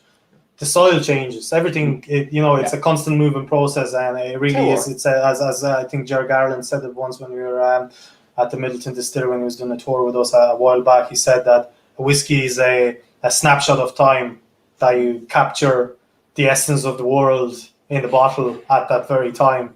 And obviously, if you hold on to a bottle, you can then taste it and can get yourself back into that world back in the day of what were and how things were done, and you can look at the differences in the liquid and how much it changed over the years. So yeah, tastings like that are always amazing, and I think we've pulled off a pretty decent lineup with this. With still one more to go. With still one more to go, which is unbelievable. So far, I'd like to see what people are thinking. I always like to ask that question before the last whiskey. And what do you think? Which was your favorite so far? Which one would you take home and wouldn't give even a dram to anyone? And which one would you pass on if you even got a free whiskey from Conor McGregor with a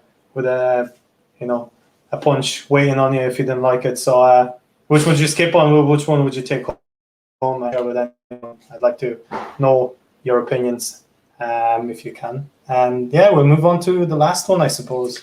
Yes. So with this, we're starting on a complete different scale. We started on your sweeter, dried fruit, nice subtle spices version of a very, very big sherry bomb. And we're hopping over same distillery. This is a double distilled single malt, whereas the last one is going to be from the same distillery, Bushmills, distilled a triple distilled malt. Aged in Oloroso sherry for a minimum of 17 years. From what I can remember, this was 17 years and 4 months old before they went and cast it. Each year they do 3 casks. The very first year they did this, which was a 1999 distillate. When they produced it, it was an anniversary bottling. It was to celebrate the opening of the Royal Oak Distillery when they were in partnership with Ilva di Serrano. But when they did this, it was extremely successful. It sold out very, very well over the case of the first couple of months. Originally, this concept was could have been just a single thing. It may not have been annual. The success of it, they made an annual thing, got the contract and the extension going over and over and over again. And this is in its 5th year. Yes, it would be 2016. Yes. So this is going to be in its 5th year. I can't wait to see what it comes out like. Personally, the 2001 cask that went to the airport so far is the biggest in the fruit bombs, and the 2002 for the actual distillery itself. I don't know where else it went, but one of the casks went to the distillery. The 2002 was the most kind of sherry spice bomb. This one that we chose for it seems to be the most layered, to tell you that kind of opposite to this side of the sherry story. This is more dry style of sherry, dry spice style of sherry, dried fruit style of sherry on a... This one is your dates, your figs, and kind of raisins. This is more kind of sweet, subtle sultanas. Your spices is more green pepper, that kind of earthier kind of style spice. I'm going back to tealing now. I'm sorry to cut in, but No, you're good. what I'm smelling is Ribena. I get where you're coming from. Yeah, so it's like a little bit like Ribena to me. I don't know why, but like when you're going back and forth between the 17-year-old and this one, this is, as Chris was saying, very, very dry, kind of more on the spice side, whereas this is dried fruit, dark fruit, any fruit that you think of Ribena, like that's straight what I'm getting, like literally smelling Ribena right now. There's a good few tastings we've been to in the last few years where distilleries or brands will turn up with a sherry component. The sherry component can be anywhere between 7 years old and 21 years old. This, obviously a lower ABV, a higher ABV at 56%, or thereabouts. The sherry version of this usually is what I'll represent at a component tasting, where you are trying a cask sample that's supposed to be a component of a blend or component of a vatting. It's supposed to be something that is a drier style of fruit, a drier style of spice, and it's supposed to complement a bigger flavor. So usually you will bring these two flavors together, where you will have a big syrupy fruit bomb or sweet fruit bomb with something that's drier, spicier, more subtle.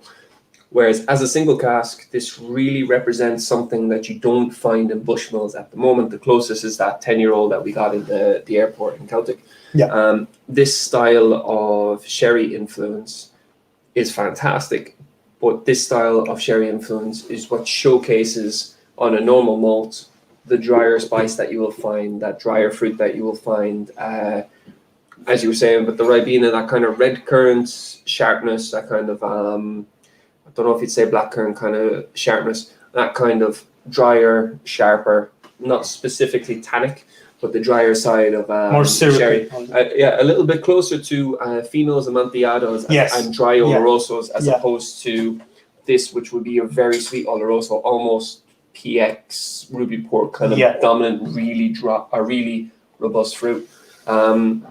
It's a completely different style of sherry than we've seen, and the sherry components in nearly all of these, except for the pears, actually, there's sherry components in all of these.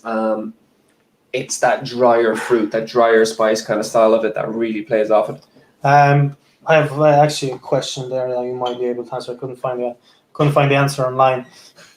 They are single casks, and they are single cask release, but all of them come out at 56%, which obviously you wouldn't get exactly the same year in, year out, and each cask. So I would imagine there is some sort of dilution. Minimum of 56%, and it comes down to, if you do a bulk label for 600 bottles of cask on average, 1,800 bottles in that year. Yeah. If you do a bulk labeling where the only thing you're changing is the cask number. Yeah.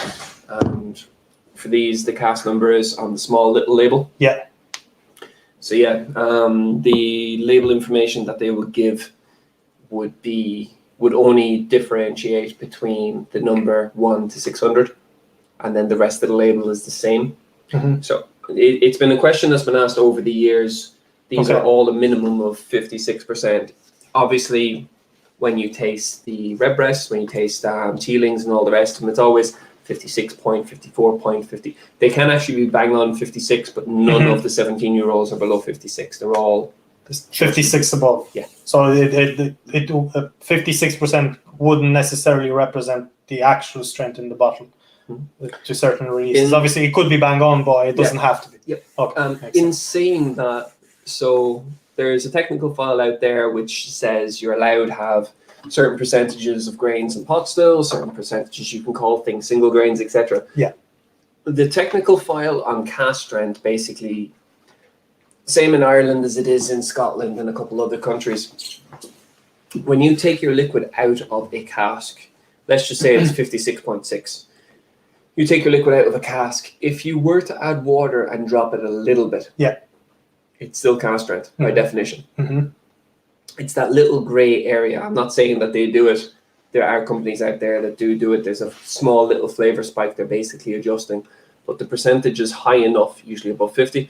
The percentage is high enough that you can say cask strength. So for instance, Tullamore Dew Phoenix was always 55%. It was a blend of many different components. It was in the cask strength category.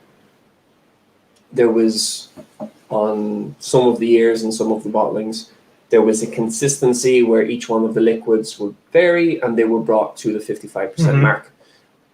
Absolutely amazing bottling. And because it was 55% and the liquids were going into it were vatted at a higher percentage, that's why it's in the cask strength category. And according to the rules that we have, that's still a cask strength. And rightly so, it won, the last time it was actually in existence, it won Best Cask Strength in Ireland. 2019, wasn't it? 2018, I think. The year they were in Slane, as the Irish Whiskey Awards was in Slane. 18. It was 2018. When they were finishing up, it was the last bottling of it that year. Specifically, and they won Best Cask Strength in Ireland over all the cask strengths that would have been either bang on exactly what they came off the cask, or I won't say adulterated, but modified a little bit, just for flavor profile and for vatting purposes. I actually have a hydrometer at home. I'm gonna have a little bit left, so I might actually test it out and see if it's at 56, just out of curiosity. No, just in saying that, so on hydrometers, especially with rums, when you have some form of a sugar influence, and because this is in all sherry, you're going to have residual sugars come across. If you ever go to use a hydrometer, if there's anything has a sweet element whatsoever, be it a fortified wine or physical sugar or residual sugars which are left over from a process, sugars will actually throw the ABV off completely. So you need a hydrometer. So hydrometer will work by temperature of the room, temperature of the liquid, and the actual hydrometer itself. You take the 3 calculations in. Once you add sugar, honey, anything that has sugar sort of in a sweetener, anything that has residual sugars, be it the cask or the actual thing itself, and you need about 5 different measurements to almost get it bang on. Get it bang on. There's some rums out there that hydrometers have been used on that are genuinely 46%. Hydrometer goes in and there's been sugar dousing because of the category, and it comes out at 32%. It's still 46. It will drink like 46, it will taste like 46, but because of the sugar content, it will read 30s. Or it will read higher or read lower. It's a funny thing. I actually didn't know that. That's another bit of trivia for you. Yeah, I taught him something. Definitely. You see between Teelings, obviously, and between Irishman, I think you see a nice different spectrum of the two influences that sherry can give to a cask. Both single malt, both most likely from Bushmills. Obviously, we can't say for definite, as Irishman gets their liquid from Middleton, but we also know that Middleton has a deal with Bushmills when they swap. They have a swap deal with Bushmills getting the grain whiskey from Middleton and Middleton getting a single malt from Bushmills. So they could very well be made in the very same distillery, but they could very well not be made in the same distillery. So it's really hard to pinpoint that. We have 2 things with that. So we've touched on this in a few tastings, but just in case you don't know, Bushmills used to get their grain from a place called Coleraine. Coleraine had inefficient stills that didn't work 100% the way they should. It produced a sweeter style of grain. So to replicate that, when Coleraine closed down, Middleton put their grain through pot stills first before they go into column stills, which produces a sweeter style of grain than you will get out of a column still. We find this in Black Barrel, we find this in Blackbush. It's a signature style of grain. And in return, Middleton used to have Hewitts and Paddy and a few different things where they would produce malt Middleton style stills don't produce the type of malt that they want. Bushmills used to be owned by Irish distillers, so there was a negotiation and a swap there. You'll find that style of malt in Tullamore up until now. They're starting to blend or vat it out. But this style of malt was produced up the north in Bushmills. It's brought down to Middleton, so you have the style of distillate you'll have in Bushmills. Obviously, there's going to be cask differences, but when you bring that down to Middleton, it's going to be a completely different climate as well. Temperature fluctuations, etc. So same liquid in two different places. The wood is going to tell two different stories, but the climate is also going to tell two different stories. For instance, we're in the sunny southeast and it's raining right now. Absolutely. Maybe in the 90s it was the sunny southeast, but now it's borderline. Bog southeast, more or less. But So on that lovely bombshell, for myself and Adrian, thank you very much for joining us. We hope to do this again soon in a different way, shape, or pattern, be it the distillate styles, be it category styles, or hopping back and forth between patterns. Usually we have a couple of things down the pipeline, and we'll see what we can come up with. But usually Chris always works at 6 or 7 tastings down in the future. You know, he's a man of many talents, and one of his talents is organizing tastings left, right, and center that you won't even know what, where, why, and when, and they're already done and dusted. So I always keep an eye on what Chris is doing, and we're trying to keep close by and catching up and doing some of the tastings, and obviously he'll be joining us in because we always have a good crack with him. And we're just playing off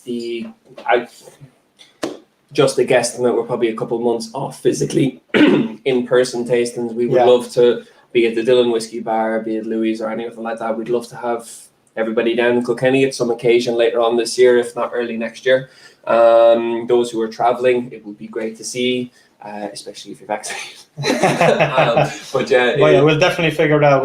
We definitely don't want to stop this when COVID decides to piss off, and we'd love to keep going, and we'd love to continue doing what we're doing over COVID, and I think everyone enjoyed it so far, and we really appreciate the support from everybody. Everyone has been amazing so far, and be it the true personal messages, DMs, or through myself, Flair Ireland, and Self Bottle View.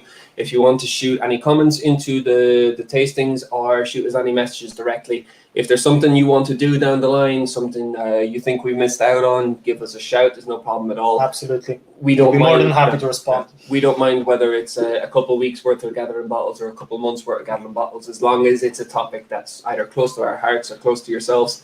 That you find interesting and you'd like to participate in. We're open to suggestions if you think that there's something you'd like to taste, or you'd like to do, or you'd like to compare and contrast beside each other, whether it be whiskey, whether it be rum, or any other spirit category. We're quite open of trying different things. It'd be nice to do another rum tasting maybe down the line. Who knows? As you know, we're both big fans of rum, so we might do something down the line. You never know. Twist our arm fire. Yeah. Oh. Right, on that note, thank you very much. It's been Have a lovely evening, and enjoy the rest of your samples. Don't drive. Definitely not.